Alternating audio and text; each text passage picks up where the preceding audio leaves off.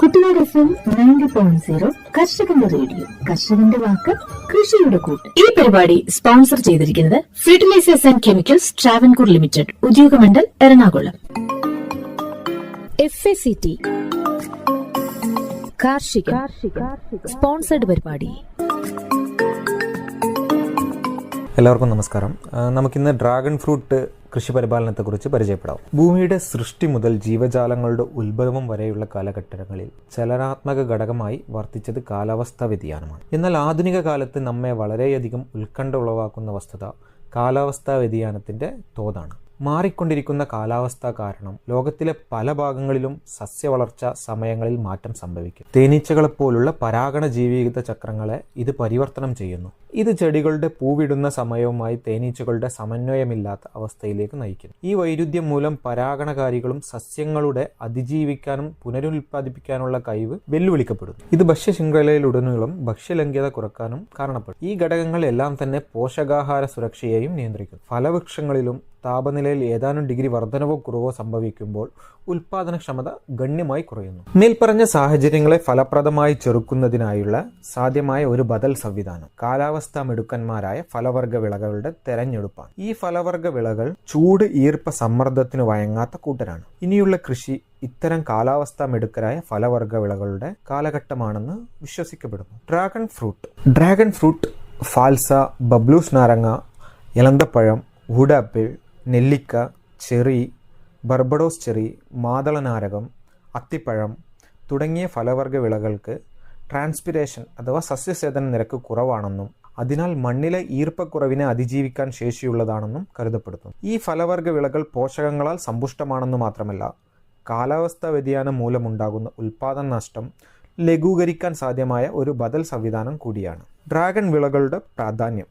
ഭക്ഷ്യയോഗ്യമായ പഴങ്ങൾ കായ്ക്കുന്ന നിരവധി സ്പീഷീസുകൾ ഉൾക്കൊള്ളുന്നതാണ് ഫൈലോസെറിയസ് ഗ്രൂപ്പ് എന്നറിയപ്പെടുന്ന കള്ളിച്ചെടി കുടുംബം. ഇതിൽ കാണപ്പെടുന്ന ഡ്രാഗൺ ഫ്രൂട്ട് നിലവിൽ ലോകമെമ്പാടും കൃഷി ചെയ്യുന്നു. ഇതിൻ്റെ പഴങ്ങൾ പിറ്റഹയ പിറ്റയാസ് അല്ലെങ്കിൽ ഡ്രാഗൺ ഫ്രൂട്ട് എന്നറിയപ്പെടുന്നു. അവ ഭക്ഷണമായി ഉപയോഗിക്കുകയും ചെയ്യുന്നു. ഇവയുടെ തൊലിയിലും പൾപ്പിലും ധാരാളം സംയുക്തങ്ങൾ അടങ്ങിയിട്ടുണ്ട്. അതിനാൽ അവ ഭക്ഷ്യനിറങ്ങൾ, മരുന്ന്, സൗന്ദര്യവർദ്ധക വസ്തുക്കൾ എന്നിവ നിർമ്മിക്കുന്നതിനായി ഉപയോഗിക്കുന്നു. ഡ്രാഗൺ ഫ്രൂട്ടിൻ്റെ ജന്മദേശം അമേരിക്കയാണ്. മെക്സിക്കോ, മധ്യ അമേരിക്ക, കൊളംബിയ എന്നീ രാജ്യങ്ങളിലെ സ്പീഷീസുകൾ നിലവിൽ ലോകത്താകമാനം കൃഷി ചെയ്തു വരുന്നത്. ഹൈലോസെറിയസ് അൻഡാറ്റസ് എന്ന ഇനത്തിൽ വെള്ളക്കാമ്പും ചുവപ്പ് അല്ലെങ്കിൽ പർപ്പിൾ നിറത്തിലുള്ള തൊലിയുമാണുള്ളത്. ഹൈലോസെറിയസ് മൊണക്കാന്തസ്, ഹൈലോസെറിയസ് പോളിറൈസസ്, ഹൈലോസെറിയസ് കോസ്റ്ററിസെൻസിസ് എന്നീ ഇനങ്ങളിൽ ചുവപ്പൻ കാമ്പും തൊലിയും ഉണ്ട്. ഹൈലോസെറിയസ് മെഗലാന്തസ് എന്ന ഇനത്തിന് മഞ്ഞ നിറത്തിലുള്ള തൊലിയും വെള്ളക്കാമ്പുമാണുള്ളത്. ഏറ്റവും കൂടുതൽ കൃഷി ചെയ്യുന്ന ഡ്രാഗൺ ഫ്രൂട്ട് ഹൈലോസെറിയസ് അൻഡാറ്റസ് ആണ്. ഡ്രാഗൺ ഫ്രൂട്ട് ഉൽപാദന സാങ്കേതികവിദ്യ. ഡ്രാഗൺ ഫ്രൂട്ട് ഉഷ്ണമേഖലാ പ്രദേശങ്ങളിലും ഉപപോഷണ മേഖലകളിലും പ്രാധാന്യമുള്ള ഒരു പുതിയ ഫലമാണ്. ഈ ചെടികളിൽ ഇലകൾ മുള്ളുകളായി രൂപപ്പെടുന്നതിനാൽ ഉയർന്ന വരൾച്ച സംവാഹന ശേഷിയുണ്ട്. ഒരു നിശ്ചിത ഉയരത്തിലെത്തുമ്പോൾ ക്ലാസ്റ്റോഡിന്റെ ജംഗ്ഷനിലാണ് ഫലം കായ്ക്കുന്നത്. ഡ്രാഗൺ ഫ്രൂട്ടിൽ താപനിലയും പ്രകാശ തീവ്രതയും പൂക്കുന്നതിനെ നിയന്ത്രിക്കുന്നു. ചൂടുള്ളതും തെളിഞ്ഞതുമായ ദിവസങ്ങളിൽ പൂവ് ഏകദേശം വൈകുന്നേരം 4 മണിക്ക് തുറക്കും. രാത്രിയിൽ പരാഗണം നടന്നില്ലെങ്കിൽ പിറ്റേന്ന് രാവിലെ വരെ പൂക്കൾ തുറന്നിരിക്കും. 45 ഡിഗ്രി സെൽഷ്യസ് വരെ ഉയർന്ന താപനിലയിൽ ഡ്രാഗൺ ഫ്രൂട്ട് വളർത്താം. കൂടാതെ മഴയെ ആശ്രയിച്ചുള്ള സാഹചര്യങ്ങളിലും ഇത് വളരും. ഡ്രാഗൺ ഫ്രൂട്ട് 90കളുടെ അവസാനത്തിൽ ഇന്ത്യയിലെത്തിയ വിദേശിയാണെങ്കിലും അതിൻ്റെ കൃഷിയുടെ വിസ്തൃതി ക്രമേണ വർദ്ധിച്ചുകൊണ്ടിരിക്കുകയാണ്. Indian സംസ്ഥാനങ്ങളായ Karnataka, Keralam, Tamil Nadu, Maharashtra, Gujarat, Orissa, Paschim Bengal, Andhra Pradesh, Andaman and Nicobar ദ്വീപുകൾ എന്നിവിടങ്ങളിലെ കർഷകർ ഇതിനകം തന്നെ ഇതിന്റെ കൃഷി ആരംഭിച്ചിട്ടുണ്ട്. ഇന്ത്യയിൽ ആകെ 3000 ഹെക്ടറിലാണ് ഡ്രാഗൺ ഫ്രൂട്ട് കൃഷി ചെയ്യുന്നത്. ഇന്ത്യൻ വിപണിയിൽ ഇന്ന് ലഭ്യമായ ഡ്രാഗൺ പഴങ്ങളിൽ ഭൂരിഭാഗവും വിയറ്റ്നാം, തായ്ലൻഡ്, മലേഷ്യ, ശ്രീലങ്ക എന്നിവിടങ്ങളിൽ നിന്നാണ് ഇറക്കുമതി ചെയ്യുന്നത്. ഒരു കള്ളിച്ചെടി കുടുംബമായതിനാലും പൂവിടാൻ നീണ്ട പകലുകൾ വേണ്ടി വരുന്നതിനാലും ഡ്രാഗൺ ഫ്രൂട്ട് തെക്ക് പടിഞ്ഞാറ്, വടക്ക് കിഴക്കൻ ഇന്ത്യയിലെ വരണ്ടതും മഞ്ഞുവീഴ്ചയില്ലാത്തതുമായ കാർഷിക കാലാവസ്ഥാ പ്രദേശങ്ങൾക്ക് അനുയോജ്യമാണ്. ആഭ്യന്തര, അന്തർദേശീയ വിപണികളിൽ ഉയർന്ന ആവശ്യകതയുള്ളതിനാൽ ഡ്രാഗൺ ഫ്രൂട്ട് ഉൽപാദനം വീട്ടുമുറ്റത്തെ കർഷകർക്കും ഇടത്തരം വൻകിട തോട്ടങ്ങളിലെ സംരംഭകർക്കും ഒരു സാമ്പത്തിക അവസരമാണ്. വ്യാപകമായി വളരുന്നതും സാധാരണമായി ലഭ്യമായതുമായ ഡ്രാഗൺ ഫ്രൂട്ട് ഇനങ്ങളിൽ പെട്ടവയാണ് വെള്ള പൾപ്പ് ഇനവും പിങ്ക് പൾപ്പ് ഇനവും. നടീലിന് ശേഷമുള്ള ആദ്യ വർഷത്തിൽ തന്നെ സാമ്പത്തിക ഉൽപാദനവും 3-5 വർഷത്തിനുള്ളിൽ മൊത്തത്തിലുള്ള ഉൽപാദനവും നൽകുന്നതുമായി വേഗത്തിൽ വരുമാനം തരുന്ന ഫലവൃക്ഷമാണ് ഡ്രാഗൺ ഫ്രൂട്ട്. പ്രാരംഭ നിക്ഷേപം താരതമ്യേന ഉയർന്നതാണെങ്കിലും 4-5 വർഷത്തിനുള്ളിൽ തന്നെ ലാഭം ഗണ്യമായി വർദ്ധിക്കും. ചുവന്ന മാംസമുള്ള സ്പീഷീസുകൾ സാധാരണ മുറികളിൽ ഫ്രഷായി സൂക്ഷിക്കാൻ എളുപ്പമാണ്. ഡ്രാഗൺ ഫ്രൂട്ട് ഒരു പോഷകാഹാരം. പോഷക സമൃദ്ധമായതിനാൽ ഡ്രാഗൺ ഫ്രൂട്ട് സൂപ്പർ ട്രോപ്പിക്കൽ ഭക്ഷണങ്ങളിൽ ഒന്നായി കണക്കാക്കപ്പെടുന്നു. ഇത് വിവിധ പോഷകങ്ങളാൽ സമ്പുഷ്ടവും അതേസമയം കുറഞ്ഞ കലോറിയുള്ളതുമാണ്. വിട്ടുമാറാത്ത രോഗങ്ങളെ നിയന്ത്രിക്കാനും ദഹനനാളത്തിന്റെ ആരോഗ്യം മെച്ചപ്പെടുത്താനും ശരീരത്തിന്റെ പ്രതിരോധശേഷി വർദ്ധിപ്പിക്കാനും ഇത് സഹായിക്കുമെന്ന് റിപ്പോർട്ടുകൾ സൂചിപ്പിക്കുന്നു. വിവിധ വിറ്റാമിനുകൾ, ധാതുക്കൾ, ഭക്ഷ്യനാരുകൾ എന്നിവ ഡ്രാഗൺ ഫ്രൂട്ടിൽ ധാരാളമുണ്ട്. ഡ്രാഗൺ ഫ്രൂട്ടിനെ ശരീരഭാരം കുറയ്ക്കുന്നതിനുള്ള ചികിത്സ, പ്രമേഹം നിയന്ത്രിക്കൽ, കൊളസ്ട്രോൾ അളവ് കുറയ്ക്കൽ എന്നിവക്കായി ഉപയോഗിക്കും. ഡ്രാഗൺ ഫ്രൂട്ടിൽ ഇരുമ്പ്, magnesium, vitamin B, phosphorus, protein, calcium, നാരുകൾ എന്നിവ ധാരാളം അടങ്ങിയിട്ടുണ്ട്. കൂടാതെ നല്ല ജലാംശവുമുണ്ട്. പഴത്തിന്റെ ഭക്ഷ്യയോഗ്യമായ വിത്തുകൾ ഹൃദയ സംബന്ധമായ അസുഖങ്ങളുടെ സാധ്യത കുറയ്ക്കുന്നതിനായി തെളിയിക്കപ്പെട്ടിട്ടുണ്ട്. ഡ്രാഗൺ ഫ്രൂട്ട് ഫിനോളുകൾ, ഫ്ലവനോയിഡുകൾ, ആന്റി ഓക്സിഡന്റ് എന്നിവയാൽ സമ്പന്നമാണ്. അല്പം പുളിരസ മാധുര്യത്തോട് കൂടിയതാണ് പഴങ്ങൾ. വിറ്റാമിൻ സിയുടെ സമ്പന്നമായ ഉറവിടങ്ങളിൽ ഒന്നാണ് ഡ്രാഗൺ ഫ്രൂട്ട്. ഡ്രാഗൺ ഫ്രൂട്ടിൽ വിറ്റാമിൻ സിയുടെ അളവ് 10 ഗ്രാം പഴത്തിൽ 4 മുതൽ 10 മില്ലിഗ്രാം വരെയാണ്. പഴങ്ങളിലും പച്ചക്കറികളിലും സ്വാഭാവികമായി അടങ്ങിയിരിക്കുന്ന വെള്ളത്തിൽ ലയിക്കുന്ന വിറ്റാമിനുകളാണ് ഒന്നാണ് വിറ്റാമിൻ സി. ഇത് ഭക്ഷ്യ അഡിക്റ്റീവായും ആന്റി ഓക്സിഡന്റായും വ്യാപകമായി ഉപയോഗിക്കും. വിറ്റാമിൻ സിയുടെ ശുപാർശിത ഭക്ഷണ അലവൻസ് പ്രതിദിനം 80 മില്ലിഗ്രാം ആണ്. 100 ഗ്രാം ഫ്രഷ് ഡ്രാഗൺ ഫ്രൂട്ട് കഴിക്കുന്നതുവഴി വിറ്റാമിൻ സിയുടെ 8 മുതൽ 14% വരെ നൽകുന്നു. വെളുത്ത കാമ്പുള്ള പഴങ്ങളെക്കാൾ പിങ്ക് കാമ്പുള്ള പഴങ്ങൾക്ക് ഉയർന്ന ഫിനോളുകളും ഫ്ലവനോയിഡുകളും ഉണ്ട്. പിങ്ക് മാംസമുള്ള പഴങ്ങളുടെ ആന്റി ഓക്സിഡന്റ് പ്രവർത്തനം വെളുത്ത മാംസമുള്ള പഴങ്ങളെക്കാൾ ഇരട്ടിയാണ്. കാലാവസ്ഥ: കർണാടക, കേരളം, തമിഴ്നാട്, മഹാരാഷ്ട്ര, ഗുജറാത്ത്, ഒറീസ, പശ്ചിമ ബംഗാൾ, ആന്ധ്രാപ്രദേശ്, ആൻഡമാൻ ആൻഡ് നിക്കോബാർ ദ്വീപുകൾ എന്നിവിടങ്ങളിലെ കാലാവസ്ഥ ഡ്രാഗൺ ഫ്രൂട്ട് ഉൽപാദനത്തിന് അനുയോജ്യമാണ്. മറ്റ് ഉയർന്ന മൂല്യമുള്ള വാണിജ്യ വിളകളുടെ ഉൽപാദനത്തെ അപേക്ഷിച്ച് ഉൽപാദന ഘട്ടത്തിൽ നാശനഷ്ടങ്ങൾ കുറവും പ്രതികൂല കാലാവസ്ഥയെ ചെറുക്കുന്നതുമാണ് ഡ്രാഗൺ ഫ്രൂട്ട്. കാക്ടേസിയ കുടുംബത്തിലെ അംഗത്തിന് ആവശ്യത്തിന് വെള്ളം കൊടുക്കേണ്ടതാണ്. മരുഭൂമിയിൽ നിന്നുള്ള മറ്റ് കള്ളിച്ചെടികളിൽ വ്യത്യസ്തമായി ഉഷ്ണമേഖലാ മഴക്കാടുകളിൽ നിന്നാണ് അവ ഉത്ഭവിച്ചത്. അതിനാൽ മഴക്കുറവുള്ള പ്രദേശം ഒഴികെ ഇന്ത്യയുടെ മിക്ക ഭാഗങ്ങളിലും ഇത് വളർത്താൻ അനുയോജ്യമാണ്. ഡ്രാഗൺ ഫ്രൂട്ടിന്റെ മഴയുടെ ആവശ്യകത പ്രതിവർഷം 1145 മുതൽ 2540 മില്ലിമീറ്റർ ആണ്. ഡ്രാഗൺ ഫ്രൂട്ട് ചെടി ശരാശരി 20 മുതൽ 29 ഡിഗ്രി സെൽഷ്യസ് താപനിലയുള്ള വരണ്ട ഉഷ്ണമേഖലാ കാലാവസ്ഥയാണ് ഇഷ്ടപ്പെടുന്നത്. എന്നിരുന്നാലും 30 മുതൽ 40 ഡിഗ്രി സെൽഷ്യസ് ഉയർന്ന താപനിലയും 0 ഡിഗ്രി സെൽഷ്യസ് വരെ കുറഞ്ഞ താപനിലയും ഇവയ്ക്ക് ചെറുതായി നേരിടാൻ കഴിയും. 40 ഡിഗ്രി സെൽഷ്യസിന് മുകളിലുള്ള താപനിലയിൽ ചെടികൾക്ക് കേടുപാടുകൾ സംഭവിക്കുകയും തണ്ടിന് മഞ്ഞ നിറം ഉണ്ടാകുകയും ചെയ്യും. കനത്ത മഴ പെയ്യുന്ന പ്രദേശങ്ങളിൽ വിളകൾക്ക് അനുയോജ്യമല്ല. കാരണം അമിതമായ മഴ പൂക്കളുടെ കൊഴിച്ചിലിനും കായ് കൊഴിച്ചിലിനും കാരണമാകുന്നു.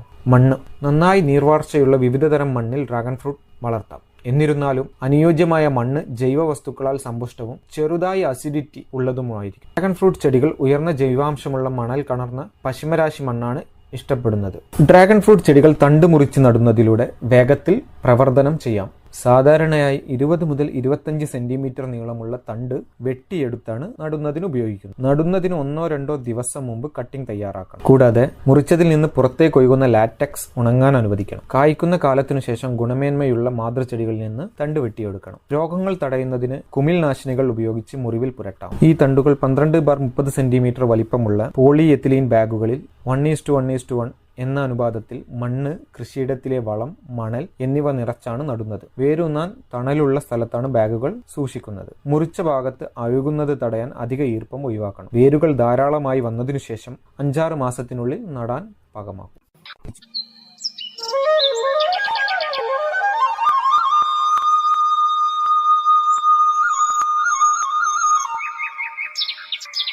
ഈ പരിപാടി നിങ്ങൾക്കായി അവതരിപ്പിക്കുന്നത് FACT ഉദ്യോഗമണ്ഡൽ എറണാകുളം. അടുത്തതായി ജാതിത്തൊണ്ട് പാഴാക്കാതെ മൂല്യവർദ്ധിത ഉൽപ്പന്നമായി എങ്ങനെ ഉപയോഗിക്കാം എന്ന വിഷയത്തെപ്പറ്റി നമുക്ക് പരിചയപ്പെടാം.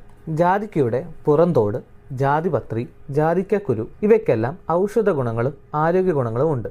മിറിസ്റ്റിൻ എന്ന വൊളാറ്റൈൽ ഘടകമാണ് ഇവയ്ക്ക് അതിന്റെ തനതായ ഗന്ധം നൽകുന്നത്. ജാതിക്കയുടെ ആഗോള ഉൽപാദനം ഏകദേശം 20,000 ടണ്ണ് ആണ്. കേരളത്തിൽ ശരാശരി 3,000 ടണ്ണ് ജാതിക്ക ഒരു വർഷം ഉൽപ്പാദിപ്പിക്കപ്പെടുന്നു. ഇങ്ങനെ ഉൽപ്പാദിപ്പിക്കുന്ന ജാതിക്കയുടെ കായയും പത്രിയും മാത്രമാണ് കൂടുതലും ഉപയോഗയോഗ്യമാകുന്നത്. കായയുടെയും പത്രിയുടെയും വിളവെടുപ്പിന് ശേഷം കർഷകർ തോട്ടത്തിൽ ഉപേക്ഷിക്കുന്ന ജാതിക്ക തൊണ്ട് അഴുകി പ്രാണികളുടെയും കൊതുകിന്റെയും അട്ടയുടെയും വളർത്തു കേന്ദ്രമാകുന്നു. പോഷകമൂല്യവും ഔഷധ ഗുണവുമുള്ള ജാതിക്കയുടെ മാംസളമായ പുറന്തോടുകൊണ്ട് വളരെയധികം മൂല്യവർദ്ധിത ഉൽപ്പന്നങ്ങൾ ഉണ്ടാക്കാം. ജാതിത്തൊണ്ടിൽ നിന്നും സ്വാദിഷ്ടമായ വൈനും അച്ചാറും മറ്റ് പല ഉൽപ്പന്നങ്ങളും ഉണ്ടാക്കാറുണ്ട്. എന്നാൽ രുചി വൈവിധ്യമുള്ള ധാരാളം നൂതന വിഭവങ്ങൾ ജാതിത്തൊണ്ടിൽ നിന്ന് ഇന്ന് വികസിപ്പിച്ചെടുത്തിരിക്കുന്നു. ഈ സംസ്കരണ രീതികൾ പരിശീലിച്ചെടുത്താൽ ധാരാളമായി ലഭ്യമാകുന്ന ജാതിത്തോട് പാഴാക്കി കളയാതെ കർഷകർക്ക് അധിക വരുമാനം ഉണ്ടാക്കാം. കോട്ടയം കൃഷി വിജ്ഞാന കേന്ദ്രത്തിൽ ജാതിത്തൊണ്ടിന്റെ മൂല്യവർദ്ധിത ഉൽപ്പന്ന നിർമ്മാണത്തിൽ സാങ്കേതിക സഹായം നൽകി വരുന്നു. ജാതിത്തൊണ്ടിൽ നിന്നും ഉണ്ടാക്കാവുന്ന ലളിതമായ ചില ഉൽപ്പന്നങ്ങളും അവയുടെ സംസ്കരണ രീതികളും ഇവിടെ പ്രതിപാദിക്കും. ജാതിത്തൊണ്ട് സ്ക്വാഷ്. ജാതിത്തൊണ്ട് വെള്ളം ഒഴിച്ച് പ്രഷർ കുക്കറിൽ 4 വിസിൽ വരും വരെ വേവിക്കുക. വേവിച്ച് കിട്ടിയ വെള്ളം മാത്രം അരിച്ചെടുത്ത് തുല്യമായ അളവിൽ പഞ്ചസാര അല്പാൽപമായി ചേർത്ത് ചെറുതീയിൽ ചൂടാക്കി ലയിപ്പിക്കുക. ചൂടാകുമ്പോൾ ചെറിയ കഷ്ണം ജാതിപത്രിയിലും കറുവാപ്പട്ടയും ആവശ്യമെങ്കിൽ ചേർക്കാം. പാകമാകുമ്പോൾ 1 കിലോ സ്ക്വാഷിന് 5 ഗ്രാം എന്ന തോതിൽ സിട്രിക് ആസിഡും ചേർത്ത് അരിച്ചെടുത്ത് തണുത്തതിനു ശേഷം കുപ്പികളാക്കി സീൽ ചെയ്ത് സൂക്ഷിക്കാം. ദീർഘകാലം സൂക്ഷിക്കാൻ സംരക്ഷ വസ്തുവായി KMS അല്ലെങ്കിൽ സോഡിയം ബെൻസോയേറ്റ് ചേർക്കാം. സ്ക്വാഷിൽ കുറഞ്ഞത് 40% പഞ്ചസാര ഉണ്ടാവണം. തണുത്ത വെള്ളം അല്ലെങ്കിൽ ഐസ് ക്യൂബ് ചേർത്ത് മിക്സിയിൽ നല്ലതുപോലെ അടിച്ച് എടുത്താണ് ഇത് ഉപയോഗിക്കേണ്ടത്. സോഡ ചേർക്കുന്നതിനും രുചികരമാണ്. ജാതിത്തൊണ്ട് സിറപ്പ്. സ്ക്വാഷിനേക്കാൾ പഞ്ചസാര കൂടുതൽ ചേർത്താണ് സിറപ്പ് ഉണ്ടാക്കുന്നത്. ജാതിത്തൊണ്ട് വേവിച്ച് കിട്ടിയ വെള്ളത്തിലേക്ക് ഇരട്ടി അളവിൽ പഞ്ചസാര ചേർത്ത് പാകമാകുമ്പോൾ വാങ്ങി വെക്കുക. രുചിക്കായി കറുവാപ്പട്ടയോ ജാതിപത്രയോ ചേർത്ത് വേവിക്കാം. സിട്രിക് ആസിഡും സംരക്ഷണ വസ്തുവായ KMS അല്ലെങ്കിൽ സോഡിയം ബെൻസോയേറ്റ് ചേർത്ത് അരിച്ചെടുക്കുക. തണുത്തതിനു ശേഷം കുപ്പിയിലാക്കി സീൽ ചെയ്ത് സൂക്ഷിക്കാം. സൂക്ഷിപ്പുകാലം കൂടുന്തോറും ജാതിത്തൊണ്ടിൽ നിന്നുള്ള പാനീയങ്ങളുടെ നിറം കൂടുതൽ ഇരുണ്ടതാവും. ആകർഷകമായ നിറം ലഭിക്കുന്നതിനായി ചെമ്പരത്തിപ്പൂവ്, ബീട്രൂട്ട്, പതിമുഖം, കോലരക് പോലുള്ള പ്രകൃതിദത്ത മാർഗങ്ങൾ അവലംബിക്കാവുന്നതാണ്. ജാതിത്തൊണ്ട് ക്രഷ്. ജാതിത്തൊണ്ട് ഇട്ട് പ്രഷർ കുക്കറിൽ ഈ വെള്ളം ഒഴിച്ച് 4 വിസിൽ വരെ വേവിക്കുക. തൊലി നീക്കം ചെയ്ത ശേഷം വേവിച്ച വെള്ളവും മാംസളവുമായ ഭാഗം ചേർത്ത് മിക്സിയിലടിച്ച് പൾപ്പ് എടുക്കുക. ഇനി സ്ക്വാഷ് ഉണ്ടാക്കിയതുപോലെ പഞ്ചസാരയുമായി ചേർത്ത് ചൂടാക്കി ലയിപ്പിക്കുക. ഇങ്ങനെ പൾപ്പ് ചേർത്ത് ക്രഷ് തയ്യാറാക്കുമ്പോൾ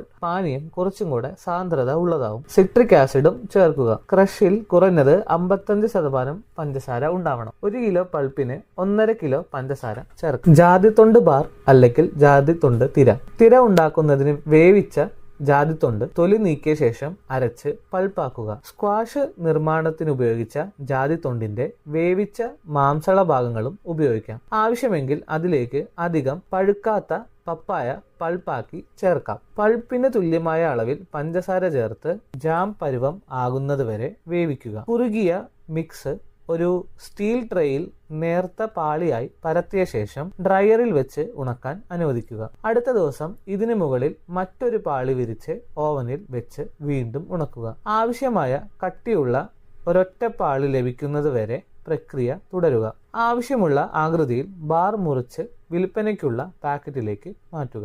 ജാതിത്തൊണ്ട് ജെല്ലി. ജാതിത്തൊണ്ട് വെള്ളം ഒഴിച്ച് കിലോയ്ക്ക് 3 ഗ്രാം അളവിൽ സിട്രിക് ആസിഡ് ചേർത്ത് പ്രഷർ കുക്കറിൽ വേവിച്ചതിനു ശേഷം വെള്ളം മാത്രം അരിച്ചെടുക്കുക. അതിലേക്ക് തുല്യമായ അളവിൽ പഞ്ചസാര ചേർത്ത് ചെറുതീയിൽ ചൂടാക്കുക. അമിതമായി ഇളക്കുവാൻ പാടില്ല. വീണ്ടും സിട്രിക് ആസിഡും സംരക്ഷണ വസ്തുവായ KMS-ഉം ചേർത്ത് ശേഷം ജെല്ലി പരുവം ആകുന്നത് വരെ വേവിക്കുക. ചൂടോടെ കുപ്പികളിൽ നിറച്ച് അനക്കാതെ സെറ്റാവാൻ വെക്കുക. തടിപ്രതലത്തിൽ കുപ്പി നിരത്തിയ ശേഷം ചൂടോടെ ജെല്ലി നിറച്ചാൽ കുപ്പി പൊട്ടുകയില്ല.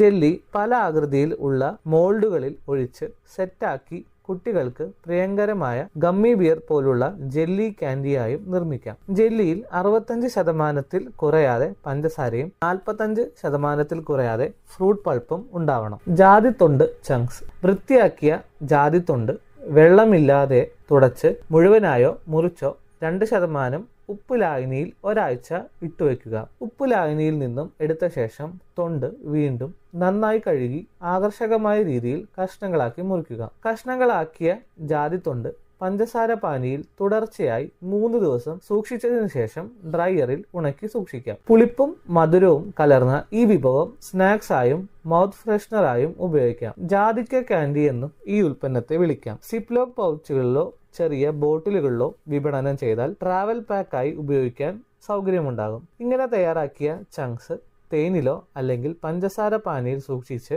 പ്രിസർവായി വിപണനം ചെയ്യാം. ജാതിത്തൊണ്ട് ടീ ബാഗ്. ജാതിത്തൊണ്ട് ഉണക്കി തരിതരിപ്പായി പൊടിച്ച് തേയിലപ്പൊടിയുമായി മിക്സ് ചെയ്ത് ടീ ബാഗുകളിൽ നിറച്ച് രുചികരമായ ജാതിത്തൊണ്ടിൻ ചായ ഉണ്ടാക്കാം.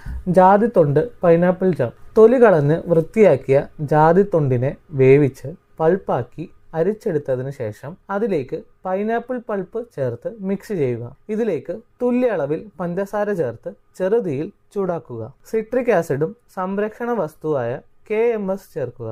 ജാം പരിപമാവുന്നവരെ വേവിച്ചതിനു ശേഷം ചൂടോടെ തടിപ്രതലത്തിൽ വെച്ച് ഗ്ലാസ് ബോട്ടിലുകളിലും നിറയ്ക്കുക. സ്ക്വാഷ് നിർമ്മാണത്തിന് ഉപയോഗിച്ച വേവിച്ച ജാതിത്തൊണ്ടും ജാം നിർമ്മാണത്തിനായി ഉപയോഗിക്കാം. ജാതിത്തൊണ്ട് അച്ചാർ. വൃത്തിയാക്കിയ ജാതിത്തൊണ്ടിനെ ചെറു കഷ്ണങ്ങളാക്കി മുറിച്ചതിനു ശേഷം 10% ഉപ്പ് ലായനിയിലിട്ട് സൂക്ഷിക്കുക. ഇങ്ങനെ 1 മാസത്തോളം വരെ സൂക്ഷിക്കാം.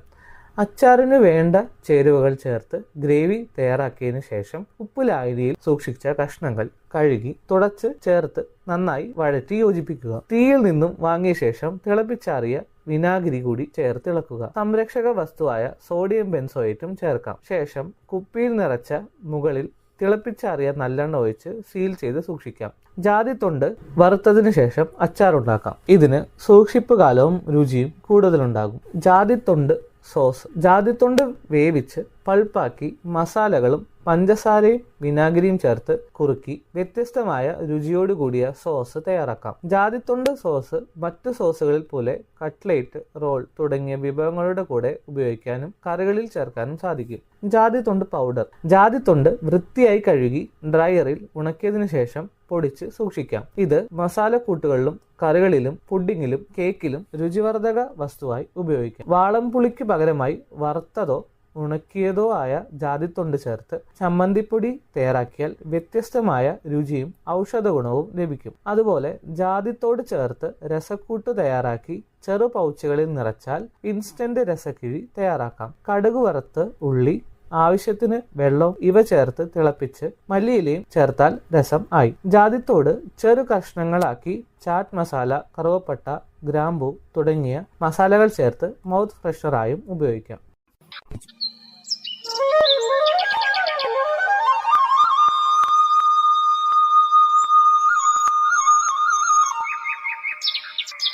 ഈ പരിപാടി നിങ്ങൾക്കായി അവതരിപ്പിക്കുന്നത് FACT ഉദ്യോഗമണ്ഡൽ എറണാകുളം. നമോ ഡ്രോൺ ദീദി പദ്ധതി department of agriculture and farmers welfare, department of rural development, ministry of fertiliser എന്നിവയുൾപ്പെടെയുള്ള പ്രധാന സർക്കാർ വകുപ്പുകൾ സഹകരിച്ച് രൂപകൽപ്പന ചെയ്ത ഒരു കേന്ദ്രമേഖലാ പദ്ധതിയാണ് നമോ ഡ്രോൺ ദീദി പദ്ധതി.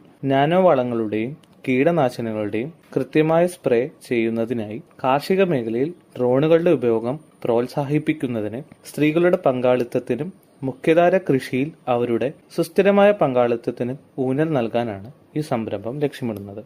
പദ്ധതികളുടെ പ്രധാന ഹൈലൈറ്റുകൾ ഇവയാണ്. Department of agriculture and farmers welfare, ഗ്രാമവികസന വകുപ്പ്, രാസവള വകുപ്പ്, NRLM, ലീഡ് ഫെർട്ടിലൈസർ കമ്പനികൾ എന്നിവയുടെ കീഴിൽ പ്രമോട്ട് ചെയ്യപ്പെടുന്ന വനിതാ സ്വയം സഹായ സംഘങ്ങളുടെ വിഭവങ്ങളും പരിശ്രമങ്ങളും സംയോജിപ്പിച്ച് സമഗ്രമായ ഇടപെടലുകൾ പദ്ധതി നിർദ്ദേശിക്കുന്നു. കാർഷിക സേവനങ്ങൾ നൽകുന്നതിന് NRLM-ന് കീഴിൽ ഗ്രാമപ്രദേശങ്ങളിലെ ഏരിയ അല്ലെങ്കിൽ ക്ലസ്റ്റർ, SHG ഗ്രൂപ്പുകൾ എന്നിവയുടെ ശരിയായ തിരഞ്ഞെടുപ്പിനെ ആശ്രയിച്ചാണ് പദ്ധതിയുടെ നടത്തിപ്പ്. അങ്ങനെ ഡ്രോൺ സേവനങ്ങൾക്കായുള്ള അവരുടെ ഭാഗത്തെ കർഷകരിൽ നിന്നുള്ള ആവശ്യമനുസരിച്ച് പ്രദേശം അല്ലെങ്കിൽ ക്ലസ്റ്റർ തിരഞ്ഞെടുക്കുന്നതിനായി വിലയിരുത്തപ്പെടും.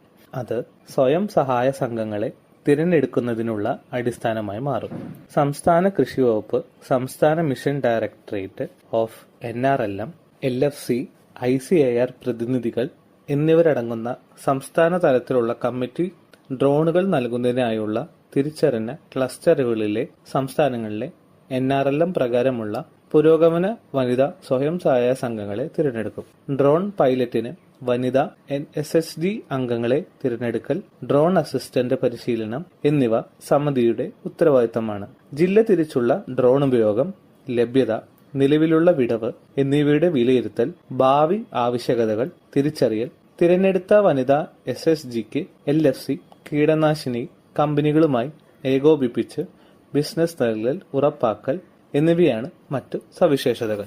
യോഗ്യരായ വനിതാ സ്വയം സഹായ സംഘങ്ങളിലെ അംഗങ്ങളിൽ നിന്നും ഒരാളെ 15 ദിവസത്തെ പരിശീലനത്തിനായി തിരഞ്ഞെടുക്കും. അതിൽ 5 ദിവസത്തെ നിർബന്ധിത ഡ്രോൺ പൈലറ്റ് പരിശീലനവും കാർഷിക ആവശ്യത്തിനായും കീടനാശിനി പ്രയോഗത്തിനും വേണ്ടി അധിക 10 ദിവസത്തെ പരിശീലനവും ഉൾപ്പെടുന്നു. NRLMന് കീഴിൽ SSGയിലെ മറ്റ് അംഗങ്ങൾക്ക് ഇലക്ട്രിക്കൽ സാധനങ്ങളുടെ അറ്റകുറ്റപ്പണികൾ, ഫിറ്റിംഗ്, മെക്കാനിക്കൽ ജോലികൾ എന്നിവ ഏറ്റെടുക്കാൻ താൽപ്പര്യമുള്ളവർക്ക് ഡ്രോൺ സഹായിയായി പരിശീലനം നൽകും.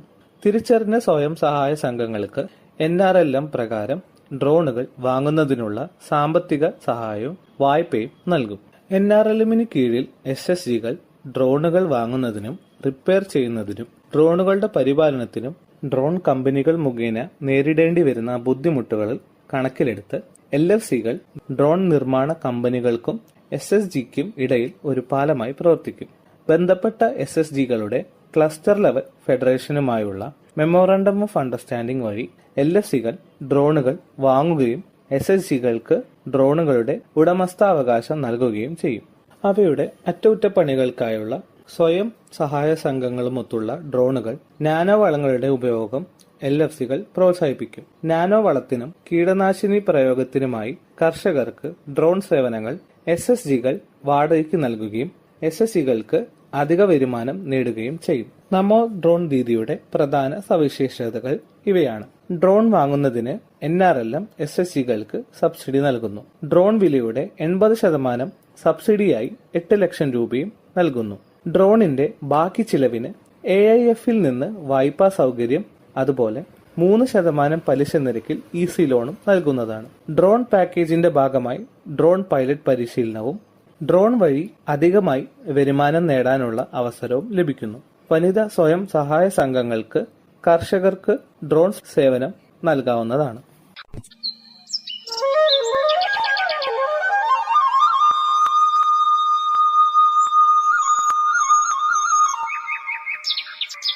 ഈ പരിപാടി നിങ്ങൾക്കായി അവതരിപ്പിക്കുന്നത് FACT ഉദ്യോഗമണ്ഡൽ എറണാകുളം. അടുത്തതായി FACTയിൽ നിന്ന് കർഷകർക്ക് ലഭിക്കുന്ന രാസവളങ്ങളും അതുപോലെ ജൈവവളങ്ങളെയും പറ്റി പരിചയപ്പെടാം. ഭാരത് NPK 20-20-013 ഫാക്ടിന്റെ സ്വന്തം ഉൽപ്പന്നമായ ഫാക്ടംഫോസ് ഇപ്പോൾ അതേ ഇരട്ട ആന ബ്രാൻഡ് ചിഹ്നത്തിൽ ഫാക്ടിൽ നിന്ന് ഭാരത് NPK 20-20-013 ആയി ലഭിക്കുന്നതാണ്. 5 പതിറ്റാണ്ടിലേറെയായി അതേ ഗുണമേന്മയിൽ കൊച്ചിയിലെ അമ്പലമേട് ഉദ്യോഗമണ്ഡലിൽ വളം നിർമ്മാണശാലയിൽ നിന്ന് ഈ ഉൽപ്പന്നം നിർമ്മിച്ചുകൊണ്ടിരിക്കുന്നു.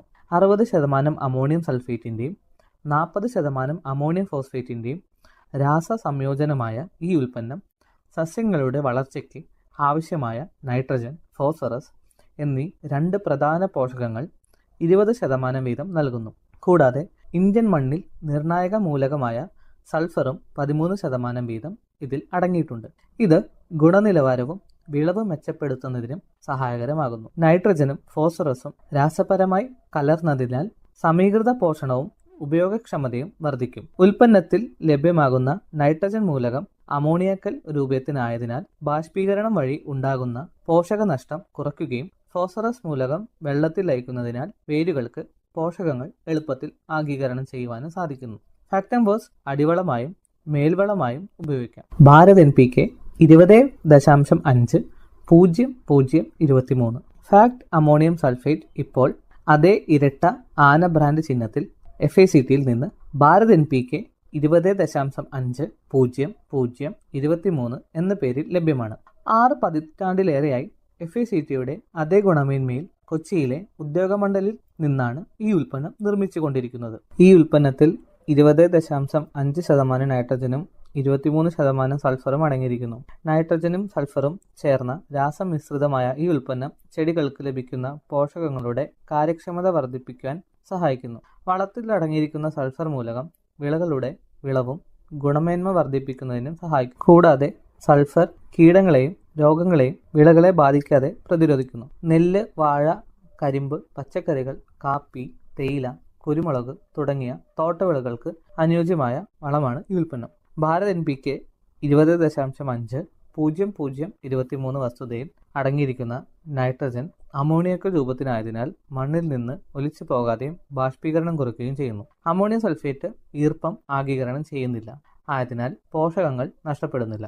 ഭാരത് NPK 15-15-15 FACT NPK 15-15-15 എന്ന അളവിൽ നൈട്രജൻ, ഫോസ്ഫറസ്, പൊട്ടാസ്യം എന്നീ 3 പ്രധാന പോഷകങ്ങൾ 15% വീതം തുല്യ അളവിൽ അടങ്ങിയിരിക്കുന്നു. NPK 15-15-15ന്റെ പ്രയോഗം മൂലം വിളകളുടെ വളർച്ച, വേര് വികസനം, മെച്ചപ്പെട്ട വിളവ് എന്നിവ വർദ്ധിപ്പിക്കുന്നു. നൈട്രജൻ വിളകളുടെ വളർച്ചയ്ക്കും ഫോസ്ഫറസ് വേരുകളുടെ വികസനം വർദ്ധിപ്പിക്കുവാനും പൊട്ടാസ്യം രോഗപ്രതിരോധത്തിനും വളർച്ചയെ പ്രോത്സാഹിപ്പിക്കുന്നതിനും സഹായിക്കുന്നു. കൂടാതെ 3 പോഷകങ്ങളും മൊത്തത്തിലുള്ള വളർച്ചയ്ക്ക് വിളവ് ഉറപ്പിക്കുന്നതിനും പ്രധാന പങ്ക് വഹിക്കുന്നു. ഈ വളങ്ങൾ ചെറിയ കൃഷിയിടങ്ങളിൽ അല്ലെങ്കിൽ അടുക്കള തോട്ടങ്ങൾക്ക് അനുയോജ്യമാണ്. ഈ വളം ഫാക്ട് സ്ഥാപനത്തിന്റെ ഇരട്ട ആനമുദ്രയിൽ കർഷകർക്ക് വിതരണം ചെയ്യപ്പെടുന്നു. FACTയിൽ നിന്നും ഭാരത് MOP. FACT MOPയിൽ 60% പൊട്ടാഷ് അടങ്ങിയിട്ടുണ്ട്. ചെടികളുടെ വളർച്ചയ്ക്ക് ആവശ്യമായ പ്രധാന പോഷകങ്ങളിൽ ഒന്നാണ് പൊട്ടാഷ്. കീടങ്ങൾക്കും രോഗങ്ങൾക്കും എതിരെയുള്ള പ്രതിരോധം വർദ്ധിപ്പിക്കാനും നൈട്രജൻ വളങ്ങളുടെ അമിതമായ ഉപയോഗത്തിൽ നിന്ന് ഉണ്ടാകുന്ന അസന്തുലിതാവസ്ഥ പരിഹരിക്കാനും വരൾച്ചയിൽ നിന്ന് വിളകളെ സംരക്ഷിക്കാനും പൊട്ടാഷ് സഹായിക്കുന്നു. ധാന്യങ്ങളുടെ വലിപ്പവും വിളവിന്റെ ഗുണനിലവാരവും വർദ്ധിപ്പിക്കാൻ പൊട്ടാസ്യം സഹായിക്കുന്നു. നിലക്കടല, സൂര്യകാന്തി തുടങ്ങിയ എണ്ണക്കുരുക്കളിൽ എണ്ണയുടെ അളവ് വർദ്ധിപ്പിക്കാൻ പൊട്ടാസ്യം സഹായിക്കുന്നു. പൊട്ടാഷ് വളം ഫാക്ട് സ്ഥാപനത്തിന്റെ ഇരട്ടാന മുദ്രയിൽ കർഷകർക്ക് വിതരണം ചെയ്യപ്പെടുന്നു. വാഴ, നെല്ല്, കരിമ്പ്, പച്ചക്കറികൾ തുടങ്ങിയ എല്ലാ വിളകൾക്കും പൊട്ടാസ്യം ഉപയോഗിക്കാവുന്നതാണ്. ഫാക്ട് ഓർഗാനിക് എന്നത് FCO നിർദ്ദേശങ്ങൾ പ്രകാരം വികസിപ്പിച്ചെടുത്ത് ഫാക്ട് വിപണനം ചെയ്യുന്ന ഒരു പ്രകൃതിദത്ത ജൈവവളമാണ്. ഫാക്ട് ഓർഗാനിക് മണ്ണിന്റെ ഘടന, ജലം നിർത്താനുള്ള ശേഷി തുടങ്ങിയവയെ മെച്ചപ്പെടുത്തുന്നു. ഈ ജൈവവളത്തിൽ 12% ഓർഗാനിക് കാർബണും ചെറിയ അളവിൽ NPKയും അടങ്ങിയിരിക്കുന്നു.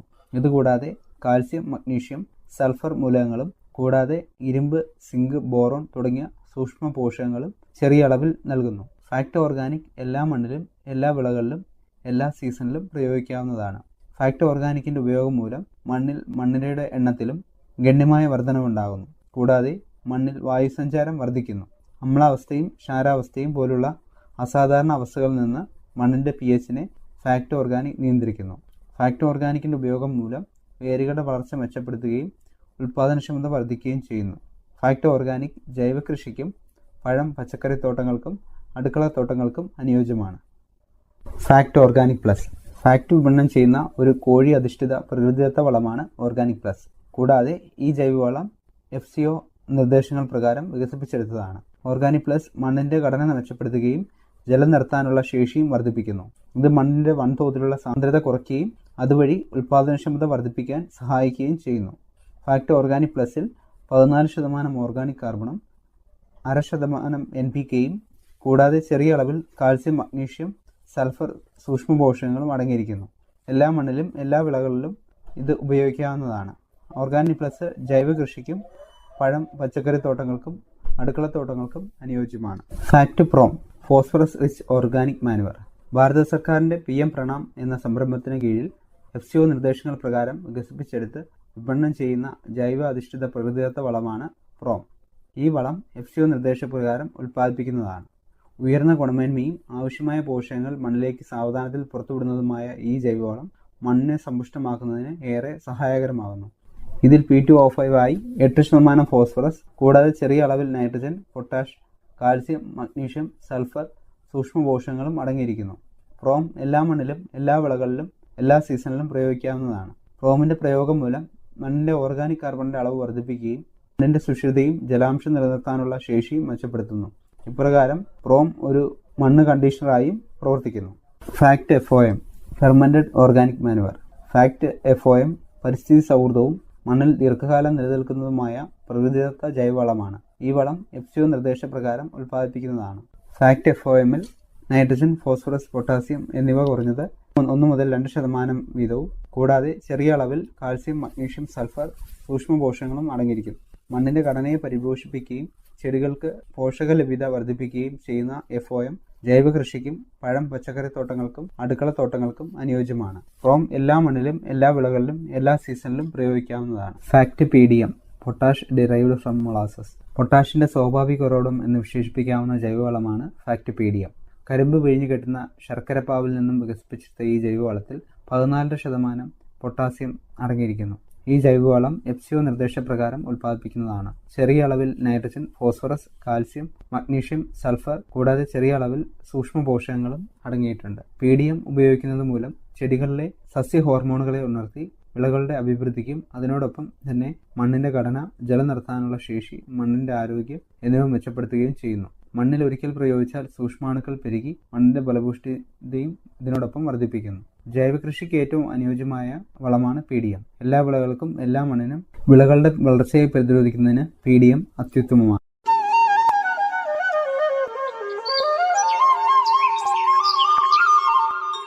ഈ പരിപാടി നിങ്ങൾക്കായി അവതരിപ്പിച്ചത് FECT ഉദ്യോഗമണ്ഡൽ എറണാകുളം. വീണ്ടും അടുത്തയാഴ്ച ഇതേ സമയം. എല്ലാ പ്രിയപ്പെട്ട ശ്രോതാക്കൾക്കും നമസ്കാരം. FACT കാർഷിക സ്പോൺസർഡ് പരിപാടി.